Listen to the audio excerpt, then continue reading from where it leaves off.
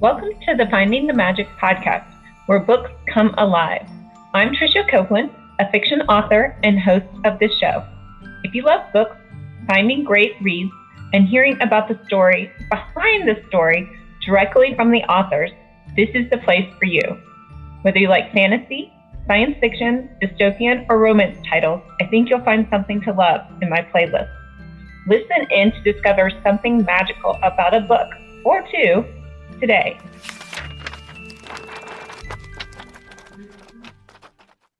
Welcome, Samantha. Hey there, how are you doing, Trisha? It's good to be I'm here. good. Thank you for being here today. We have author S.E. Shridder with us, and we will have her name and all of her links in the description of the podcast so you can find her. But her most recent release is The Prodigal Son, so I'm super excited to hear all about that book. All right, yeah. So it just came out January 1st. Unfortunately, it's a true story because it's a really hard story.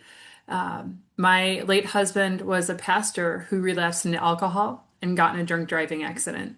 And then through the drunk driving accident, we found cancer. We found stage 4 cancer. So it's stranger than fiction, but it really happened. It was my true life. And somewhere in the midst of all of that, he said, Sam, I want you to write my story. He said, what are the chances that I'd be married to an author whose best work comes from wounds and who has experience interviewing people? I want you to write my story. And so we sat down and I recorded about 6 hours of audio of him telling me his story, like the first time he ever felt like he had to tell a lie because he didn't think he was good enough. And then how like fighting, pretend fighting became real fighting, became bullying, became being the bully, and then use, drug use and addiction, the whole, he shared his whole story. And then he became a Christian and wanted to go into ministry to help other people. And he'd been sober for 9 years before that. So the story opens with me receiving a call from the Sergeant Jeremy Reed of the New Ulm Police Department. Miss Evans, there's been an accident. Um, are basically like the first words of the book.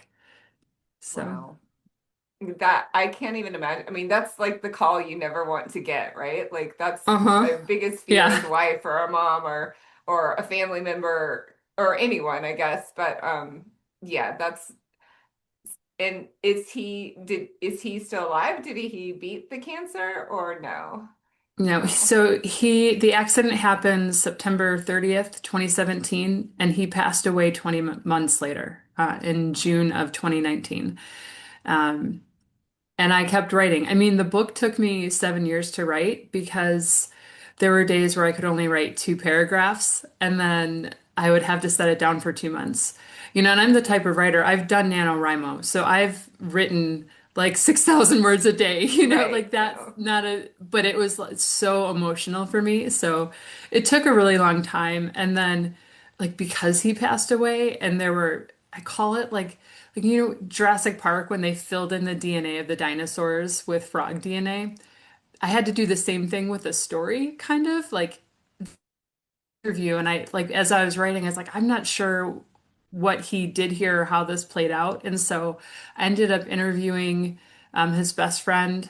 I interviewed a guy that he went to high school with that actually got him expelled because their fight was his third fight on campus.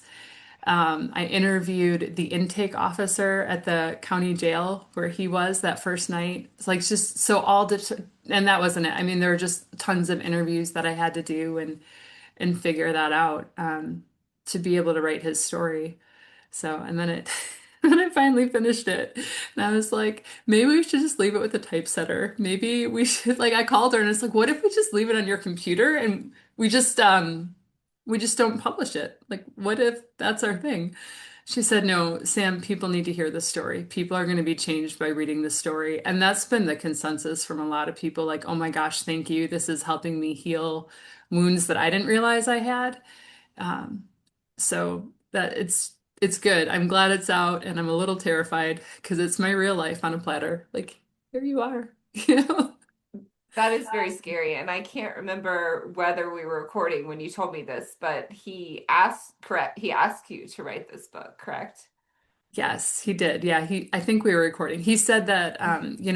what are the chances that I'd be married to an author who would know how to do this? And I mean that part of it was rough because I was mad at him for the drunk driving accident.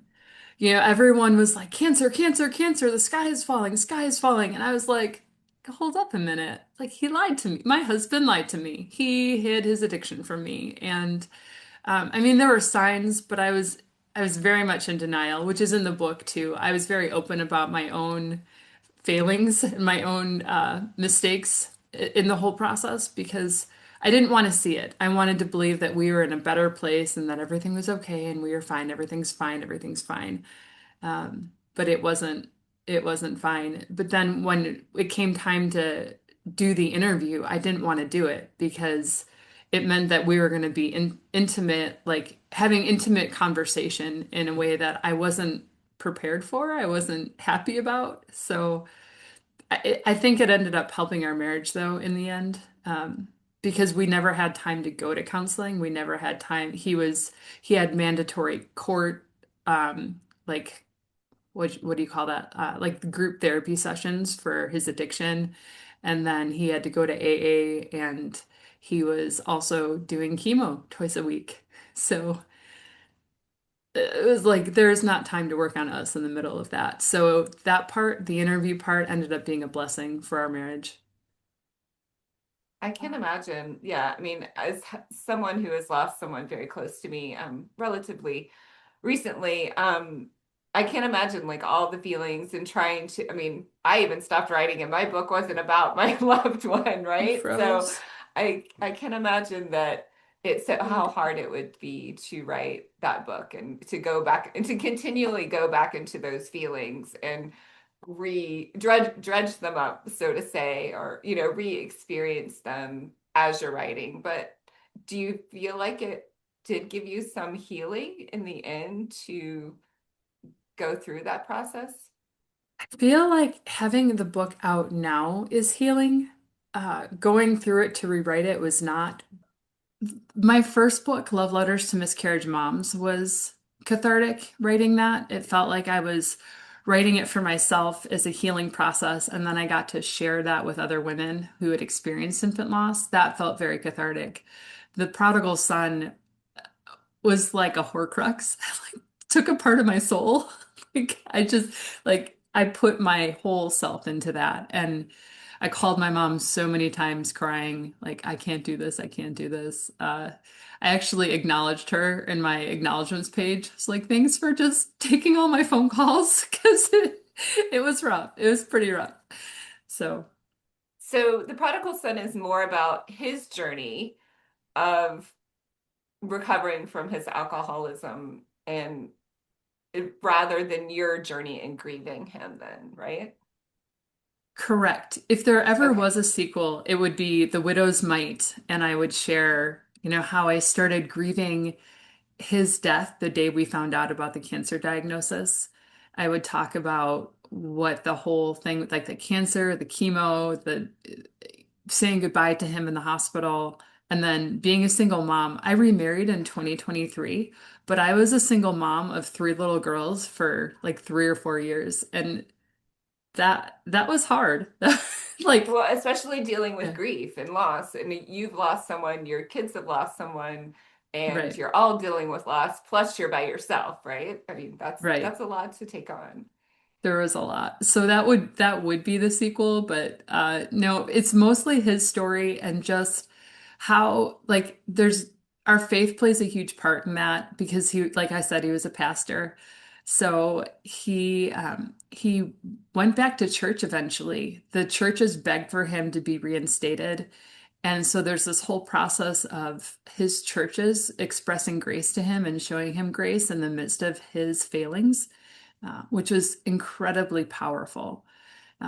Clint had this beautiful way of seeing people that didn't look clean or neat, like people who didn't look like church. He was just welcoming to everyone. One of his friends, Aaron, said at one, or sorry, Andrew, one of his friends, Andrew, said at one point, like he could just walk up to like a homeless, toothless man and carry on a conversation without running out, without running out of things to talk about. And so that was the type of love that he had for people. And it was amazing to see people reciprocate that back to him and invite him back into ministry.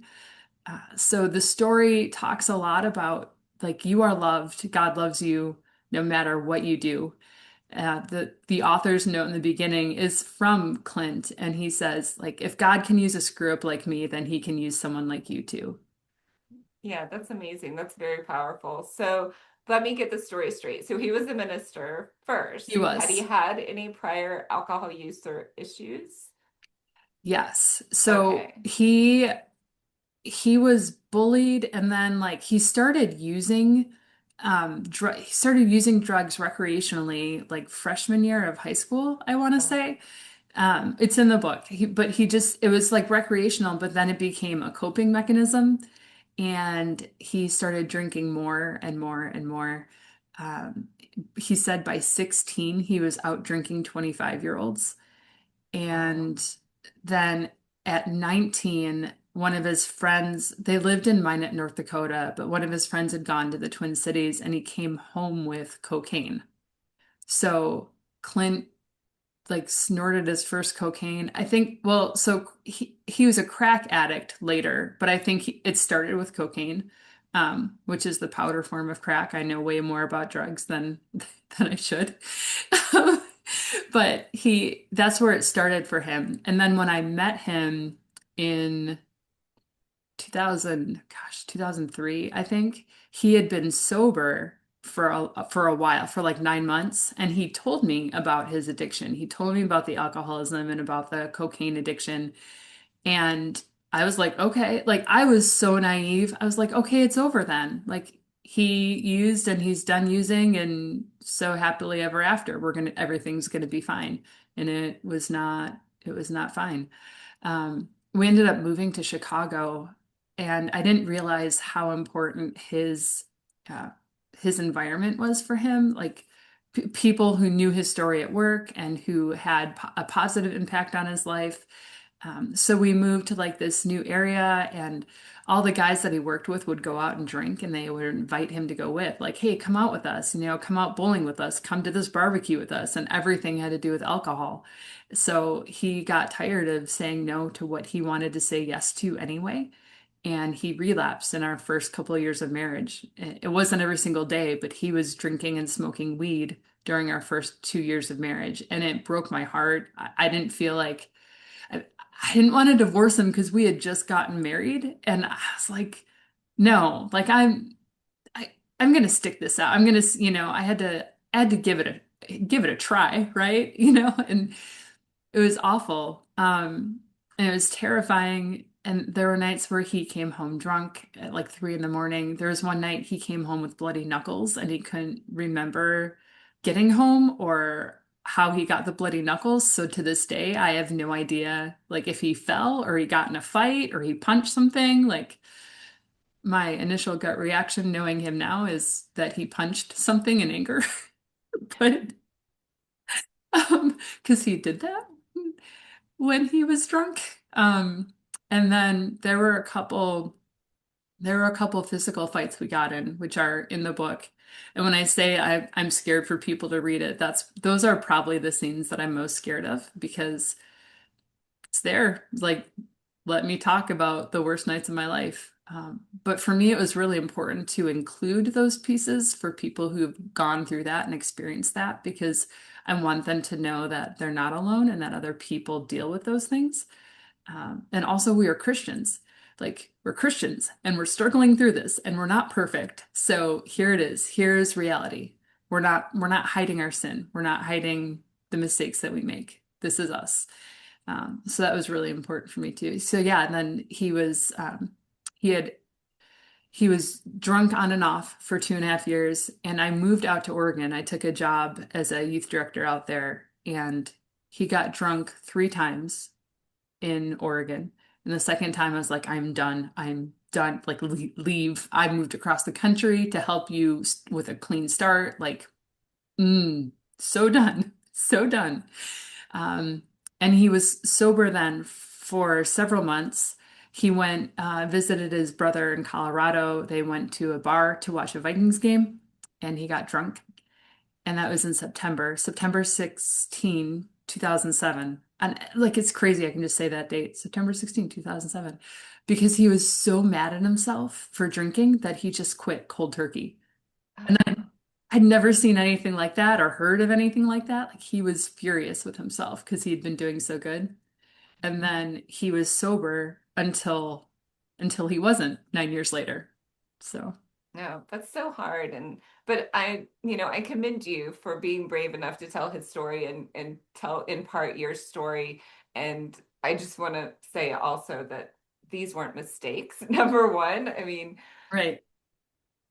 It's fair. right, coming from I I talk about my background coming from having an eating disorder that was treated like an addiction. I know the world of addiction. I mean, that's how I recovered from my eating disorder was going to AA meetings and Overeaters Anonymous meetings and committing to eating what I needed to be healthy. And you had to get up and do that every day, and you had to call your sponsor every day. Because that was what saved me. And I know being in that realm of addiction and knowing people with addiction problems, it's hard. It's really hard because they try again and they relapse and some don't. Some go Right. to a meeting every day and get their sponsors and never drink again, And right? Or never everything's take fine. drugs Right. again. Yeah. And but it's very hard. It is a hard, I mean, addiction is a hard thing. But just that you were brave enough to talk about that, and it's really Thank you. sounds like, he was trying to be the best person he could be. And I feel like a lot of times those people that feel that deeply about other people also have that maybe hole too. Like they can't fill that hole, and it's or either other people's feelings affect them so much that it's so overwhelming to deal with. And I feel like many of those people turn to coping mechanisms, whatever they are, to. Right. And I'm so sorry that his story ended that way, but it sounds like through this book that he could see, and that you will probably see now that it's out, that it is helping a lot of people on both sides of the story, right? People that are Right.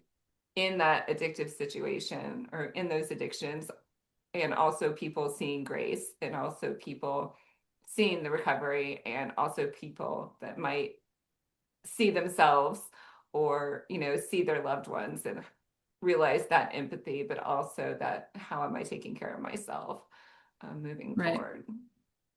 I do a lot of things to try to make it easier to read.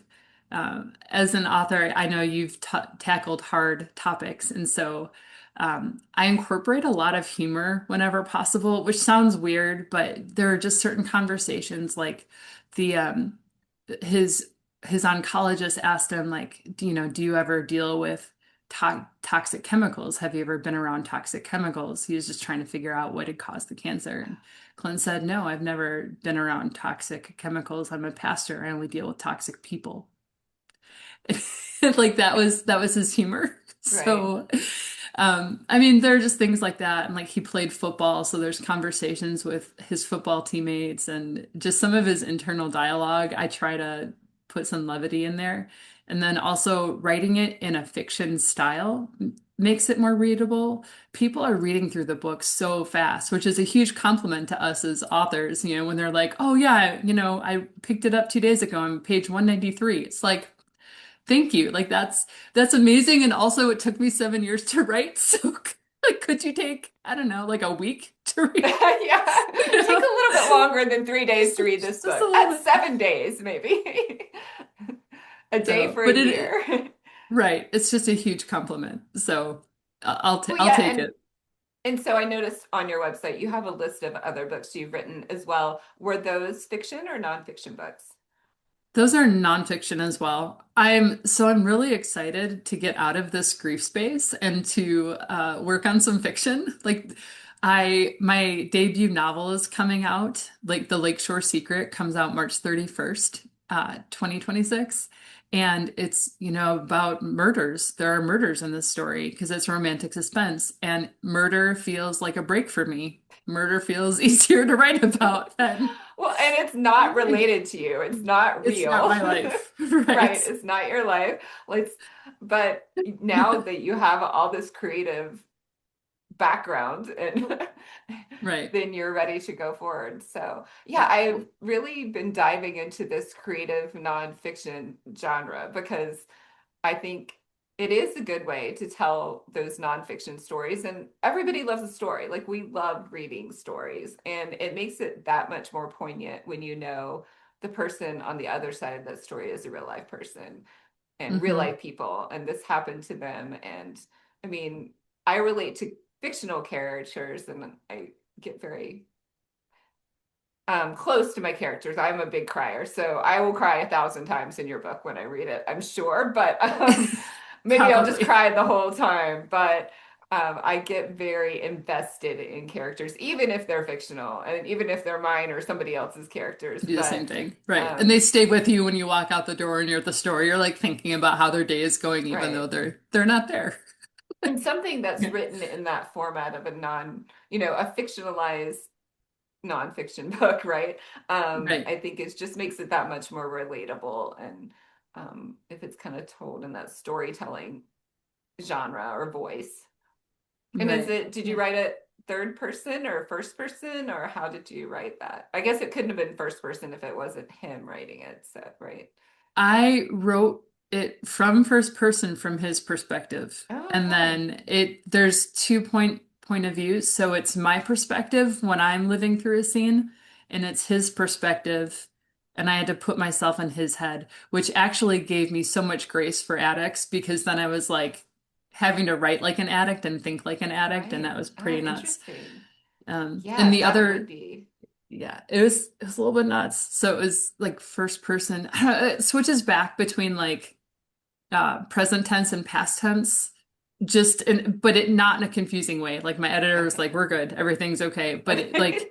it's like present tense, and then every once in a while at the end of a chapter, you'll get uh like not a modern day, like a recap on like Okay. thinking back on that situation. I can't think of the right word at the moment, Right. like a reflection on that time period from present day. So, but it works really well. Like I said, like people are just reading, like flipping pages like crazy. So I'm like, okay, all right. So I did something right. 7 years. That's I mean, amazing. take my break and Yeah. write other books in between, and yeah, all the sorts of stuff. So. Well, tell everyone where we can find that book, and then we'll talk more about your upcoming novel. Yeah, of course. So my website is loveunedited.com, and right at the top there's a Let's Connect button. So everything is there. They can purchase. I think The Prodigal Son Crackhead to Jesus Freak is that very first link to purchase on Amazon. It's also on barnesandnoble.com and walmart.com. But if you go to the website loveunedited.com, then you can purchase the book or connect with me on social media, on Instagram, YouTube, all those things. And thank you for mentioning loveunedited.com and also your book about losing a child. I know tell me a little bit about that before we jump into the next one, because as a mom, I have so many friends who have also experienced that loss. Yeah, 100%. So I actually have two books about infant loss. My very first book was self-published. Um, I cringe when I read the very first version because there were so many passive verbs in it. But it was picked up by a publisher and we redid it. And so it's called Love Letters to Miscarriage Moms, but it talks about stillbirth, early infant loss, adoption, infertility. It covers a lot of different aspects of infant loss. And there are reflection questions and there's journal space. It's gorgeous. It's a great book. And the way that started was when I experienced my losses, I didn't feel like there were a ton of resources at that time for people who'd experienced infant loss. So I just started writing from first person because what I had read was like 10 years ago I had a miscarriage, 15 years. I was like, you know how your story ends then. You know whether or not you've had kids, you know you've healed. And so mine was written in the midst of my grief so that women would not be alone in theirs. And I just go through the process. Originally, it was going to be a journal. And somewhere in the midst of that, I said, you see, as if I was talking to someone else. So that became a book and it's helped thousands of women. And I'm that one I'm like, I will always be proud of that one. And then I wrote a journal called Until the Day We Meet Again, a miscarriage journal. I'm really proud of that because it has prompts at the beginning and then you get to fill out your own index. Like, so you can choose what you want to write about in the midst of your grief and like on your healing process. And then you fill out like, okay, today I'm going to write about this. And then you can write about it for 1 page or 5 pages, however many you want. And you just put the page number in the index. So you create your own journal, which I love.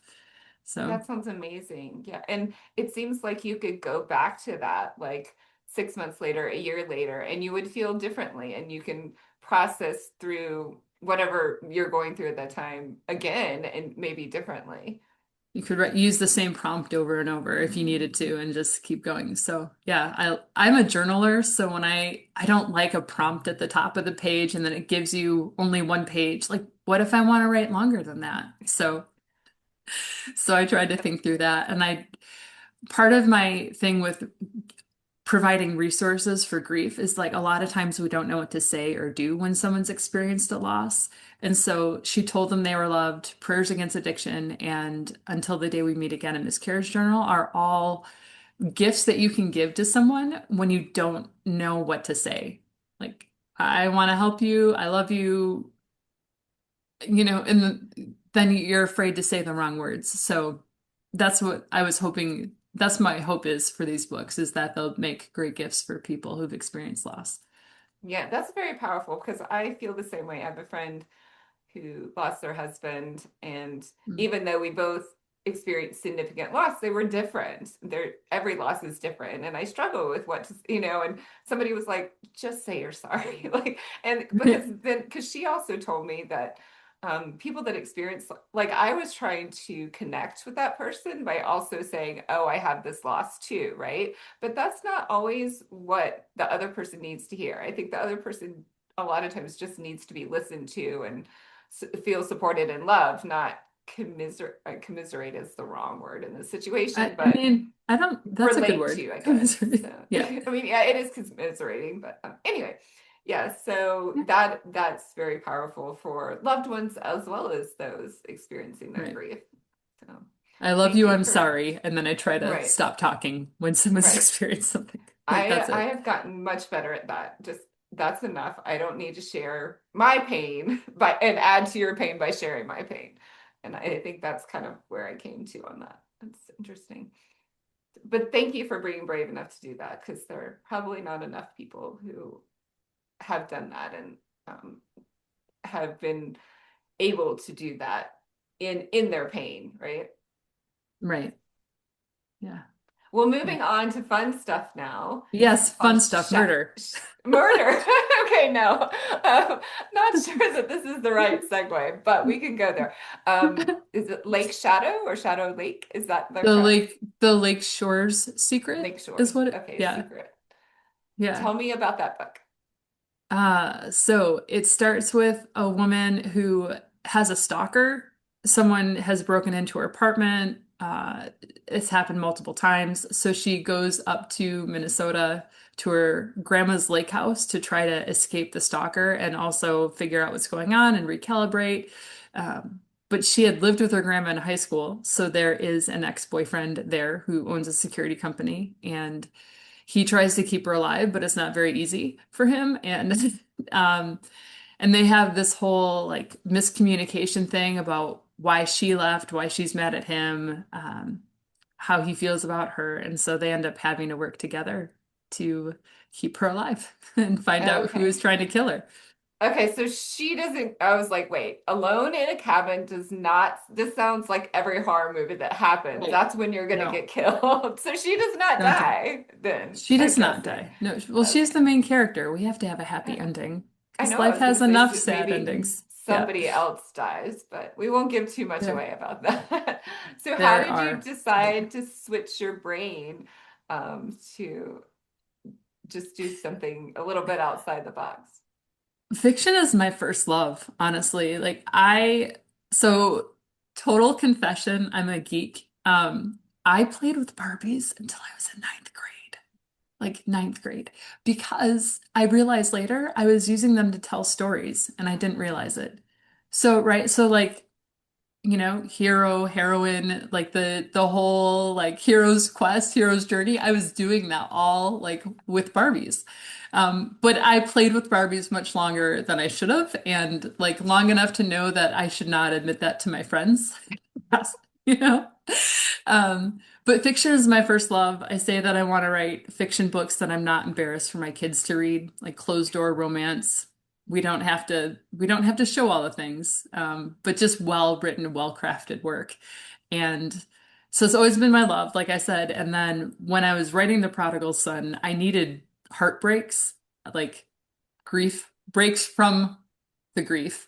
And so I would dive into fiction stories and I started writing a lot of fiction at that time too, like just with story prompts and things like that that are now getting picked up and published. So But that's super exciting. Okay, and we're gonna reframe your playing with Barbies as you were yes, making movies, because you could be a director now because you were I making could be. movies I was. through storytelling. So Right. there we go. Yeah, it's fine. I'll own it. I'll own it. When I realized what it was, I was like, oh, that makes a lot of sense now knowing me. I'm not as freaky now. Right. Like, We, yeah, I think all authors have a little bit of that nerd in us, and we have so many characters and storylines going through our brain all the time that people don't really realize. So, yeah. yeah. I mean, they were pretty involved plots. Like, so, yeah. That is a lot of fun. Well, thank you so much for being here. Tell us again your books and your website so we can find you and when to find the different books. So, A Prodigal Son is already Sure. out, correct? Prodigal Son is out, and I mean, March 31st. So Lakeshore Secret is right around the corner. I have a Facebook page for that. The Lakeshore Secret is what the Facebook page is. So yeah, come find me. Right now, I don't know how many followers I have at this moment, but there are not very many. So come find me on that Facebook page and you'll get to see more about the book. And loveunedited.com is where you can connect with me on all the things. There's a Linktree link there with YouTube and Instagram and TikTok and Twitter, like all the things, all my social media things. So thank Awesome. you so And much. so, yeah, thank you for being here. Your author name is S.E. Shridder for A Correct. Prodigal Son, and spell it out for us because it's spelled differently than it Sure. sounds. Go ahead. Yes. S-E, the initials. And then Shridder is Tschritter. It's Schritter in German, but Shridder. Okay. I yeah, am very but familiar with German names, so right there with you. right. And then your author name for your fiction is Samantha E. Shridder. So I we will think, have yeah. all those links. And congratulations again. And I hope you'll come back when you release another book. Thank you so much, Trisha. I appreciate it. Yeah, thank you for being here. Thanks, guys. Bye. Bye. I hope you enjoyed this episode of the Finding the Magic podcast. I'm your host, author and podcaster Tricia Copeland, and I love getting behind the scenes. If you like the podcast, make sure to subscribe and stop in each week to discover new authors and books. Thanks for listening, and until next time, keep finding the magic.